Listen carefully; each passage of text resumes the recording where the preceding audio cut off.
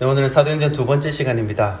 오순절 그 후라는 제목으로 하나님 말씀 나누도록 하겠습니다.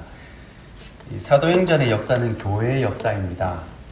교회가 어떻게 태동이 됐고 또 어떻게 성장해 나갔는지 좀 더 솔직하게 말하면 이 교회가 폭발적인 성장을 할 때 어떤 역사가 있었는지를 정확하게 보여주는 책이 바로 이 사도행전입니다. 오늘 3장의 내용은 유명한 성전 미문에 있는 안진뱅이를 고친 사건입니다. 이 사건이 의미 있는 것은 제자들의 비포와 애프터, 성령 받기 이전과 이후가 명확하기 때문입니다. 제자들의 신앙은 오순절, 성령 강림, 전과 후로 나눌 수 있습니다. 그만큼 교회 역사에 있어서 성령 강림을 빼놓으면 이야기할 수 없을 정도로 굉장히 중요한 사건입니다. 서로 한자리 차지하려고 싸우고 또 예수님 잡혀가니까 도망가고 숨고 이런 제자들이 이 오순절 그 이후 과연 제자들이 어떻게 변했겠습니까? 오늘 사도행전 3장을 통해서 그 변화의 현장을 살펴보고자 합니다. 첫 번째는 경건한 일상이 생기다입니다. 오늘 본문 1절 말씀입니다. 제9시 기도 시간에 베드로와 요한이 성전에 올라갈세. 아멘. 자, 제9시라는 것은 오후 3시에 올라갔다는 말입니다. 자, 히브리 시간은 더하기 6을 하면 되니까요. 그런데 이 말씀이 왜 중요하냐? 유대인들은 하루에 3번씩 시간을 정해놓고 기도를 했습니다. 다니엘 6장에도 보면요, 다니엘이 바벨론에 끌려가서도 남의 나라의 관직을 맡고 있는 상태에서도 이 예루살렘을 향해 창문을 열고 전에 하던 대로 하루에 3번씩 기도를 합니다. 다니엘은 이미 세상을 초월한 사람입니다. 경건한 루틴, 경건한 일상이 있었던 사람입니다. 그러나 베드로와 제자들은 아직까지는 이 사도행전 2장 전까지는 다니엘만큼은 아니었던 것 같아요. 이 다니엘은요, 딱 신앙의 지조와 절개가 있었던 사람입니다. 타협이 없어요. 한번 기도한다 그러면 끝까지 하는 겁니다. 이 빠꾸가 없습니다. 이 빠꾸가 없는 사람은 진짜 맞죠? 그러나 제자들은 상황 보고 분위기 좋다 싶으면 예수님 따르고 예수님 최고예요 막 옆에서 그러다가 예수님 잡혀가고 상황이 안 좋다 싶으니까 내가 하던 일을 깜빡했네 그러고 물고기 잡으러 갑니다. 그런 사람들이 오순절 성령 강림을 경험하고 완전히 새 사람이 됩니다. 바로 앞장인 2장을 보면요, 사람들이 조롱을 해요. 뭐라고 조롱하냐면 세술에 취했다, 세술에 취했다고 이렇게 조롱을 합니다. 그때 베드로가 아주 담대하게 설교를 합니다. 성령 충만함으로 설교를 하니까 성도들이 3,000명이나 늘어납니다. 지금도 교회 성도가 3,000명이 모인다 그러면 굉장히 큰 교회죠. 그때 3,000명이면요, 한 지금으로 따지면 곱하기 100, 1,000은 더 해야 될 것 같습니다. 엄청난 은혜를 누립니다.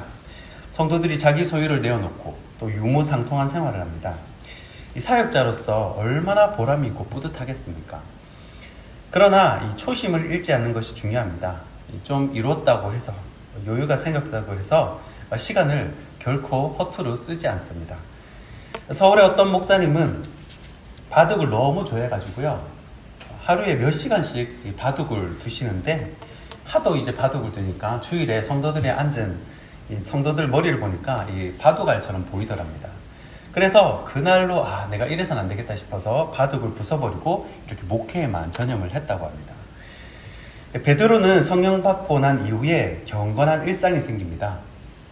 성도들이 많이 몰리고 열매가 풍성하고 좀 이렇게 누릴 법도 한데, 여유를 가질 법도 한데, 이런 것과는 상관없이 베드로는 자기가 정한 시간에, 딱 자기 정한 시간에 기도하러 가는 겁니다. 우리가 영적인 일상을 만드는 것이 굉장히 중요합니다. 어떤 목사님은 오전에는 무조건 설교 준비를 해요. 성경을 봅니다. 말씀을 공부하는 거예요. 그리고 오후에는 본인의 스케줄을 가지는 겁니다. 성도를 만나고 어떻게 상담을 하고 스케줄을 가져요. 이 경건한 루틴이 있는 겁니다. 여기 새벽에 오신 분들도 경건한 루틴이 다 있습니다. 이 새벽 시간만 되면 춥든 덥든 비가 오든 바람이 불든 딱 그 시간에 일어나서 이 새벽 예배에 나오십니다. 얼마나 귀한지 모릅니다. 다니엘이 그랬습니다. 이 성령 받은 제자들이 그랬습니다. 이것이 성령 받은 사람들의 경건한 일상이다라는 겁니다.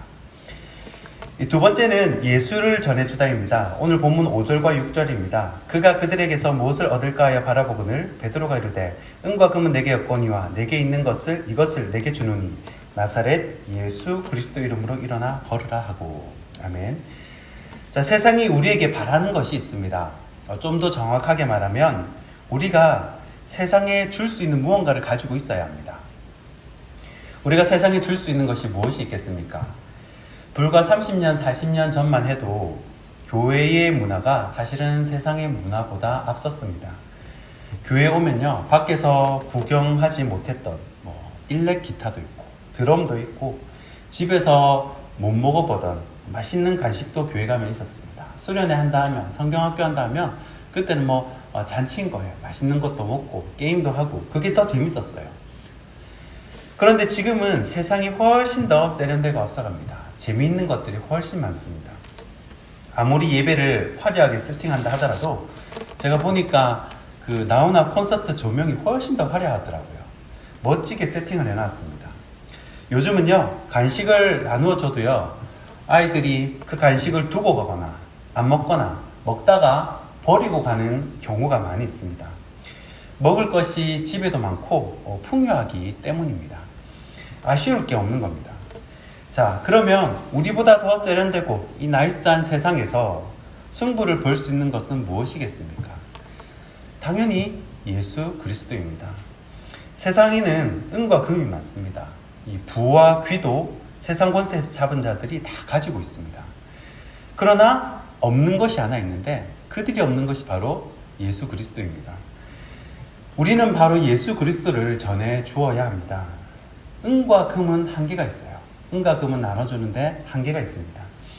성령 받기 전에 제자들은요, 예수님께 모인 사람들에게 줄 물고기 수를 계산을 하고 또 여러 광주리가 남을 정도로 그렇게 사람들에게 막 찾아온 사람들에게 먹을 것을 베풀어 줬지만 사실 남아있는 사람은 거의 없었습니다. 다 그물에 물 빠져나가듯 다 빠져나갔어요.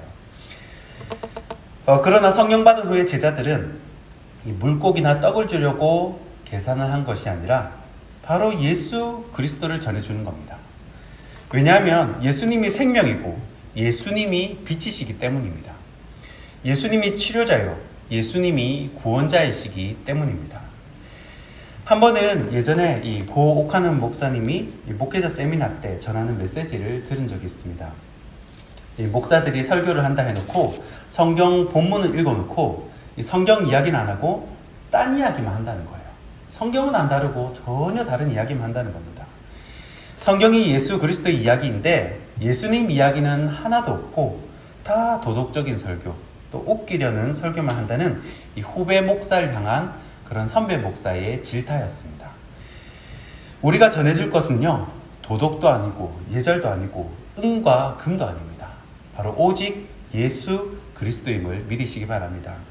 성령을 받고 나니까 진짜 귀한 것을 알게 됩니다. 물고기와 떡을 나눠주던 제자들이 이제는 떡 대신 예수 그리스도를 나누어 주더라라는 것입니다. 자, 마지막 세 번째 살필 것은 제자들 자신을 부인하다입니다. 오늘 본문 12절 말씀입니다. 베드로가 이것을 보고 백성에게 말하되 이스라엘 사람들아, 이 일을 왜 놀랍게 여기느냐? 우리 개인의 능력, 권능과 경건으로 이 사람을 걷게 한 것처럼 왜 우리를 주목하느냐? 아멘. 자, 베드로는 일약 슈퍼스타가 되었습니다. 뜬 거죠. 베드로를 통해서 성령을 받고 또 은혜를 받은 사람들은 이 베드로에게 얼마나 감사를 하고 또 얼마나 대단하게 생각을 하겠습니까? 예전 같으면 베드로 성격에 벌써 어깨에 뽕이 들어가고 또 사람들 꼬봉처럼 데리고 다니면서 골목대장 역할을 했을 겁니다. 그러나 성령 받은 후에 베드로는요, 철저히 자신을 부인합니다. 내가 능력이 있고 경건한 사람이라서 이 안전뱅이를 고친 것이 아니라 오직 예수의 이름으로 이 일을 행했다라는 것입니다. 예전에는 은근히 내가 뭘 한 것을 드러냈는데 지금은 누구를 높인다는 것입니까? 예수님을 자꾸 높이는 거예요. 이 성령 받고 난 이후에 베드로는 이웃을 높여주고 옆에 사람을 높여주고 다른 사역자를 높여드리고 성도들을 높여드리고 자기는 빠지는 겁니다. 이것이 성령 받은 제자들, 오순절 사건 이후 제자들의 모습입니다. 말씀을 맺겠습니다. 오순절 그 후 사도들에게는 부하든 천하든 상관없는 경건한 일상이 생기게 됩니다.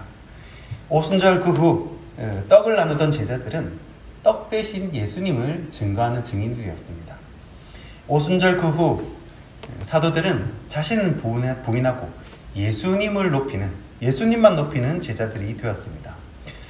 우리가 이 하나님에 대한 지식이 1%라도 가지고 있겠습니까?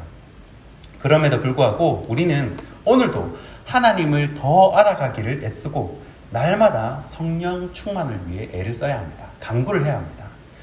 바라기는 저와 여러분 모두 다시 한번 성령의 불같은 은혜를 경험하고 예수를 높이는 멋진 인생이 되길 주님의 이름으로 축원하고 축복합니다. 기도하겠습니다. 참 좋으신 하나님, 성령 받은 제자들의 변화된 삶의 은혜를 누립니다. 주님, 이 시간 저희에게도 임하여 주셔서 주님을 높이는 삶, 예수를 전하는 삶, 거룩한 일상을 지키는 삶이 되도록 주님 이 시간 찾아와 주시옵소서. 예수님 이름으로 기도합나이다. 아멘.